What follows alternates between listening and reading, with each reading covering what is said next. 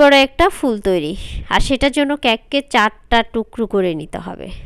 গোল একটা কেককে এভাবে খুব সুন্দরভাবে দাগ দিয়ে 4 কোণা রেখে অবশিষ্ট 4টা অংশ টুকরো করে ফেলে দিতে হবে। এটা কিন্তু ফেলে দেওয়া যাবে না, এটা দিয়ে কিন্তু কাজ আছে। 4টা টুকরো এভাবে কাটা হয়ে গেলে হুইপ ক্রিম লাগিয়ে 4 কোণার পাশে খুব ভালো করে হুইপ ক্রিম লাগাতে হবে। ক্রিমটা লাগিয়ে হালকা কিছুটা ফিনিশিং এনে প্রত্যেকটা কোণার মধ্যে এভাবে কেকের টুকরোগুলো হাতের সাহায্যে সেট করে দিতে হবে। 4টা কোণা চারপাশে লাগিয়ে দিলে এটা কিন্তু খুব সুন্দর একটা ফুল তৈরি হয়ে গিয়েছে। এরপর হুইপ ক্রিম দিয়ে খুব সুন্দরভাবে কেকটা চারপাশে কভার করে নিতে হবে।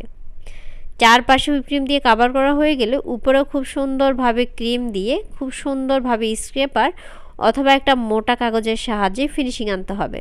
আর এই ধরনের কেকগুলো কিন্তু স্ক্র্যাপারের তুলনায় মোটা কাগজ দিয়ে ফিনিশিংটা খুব দ্রুত চলে আসে।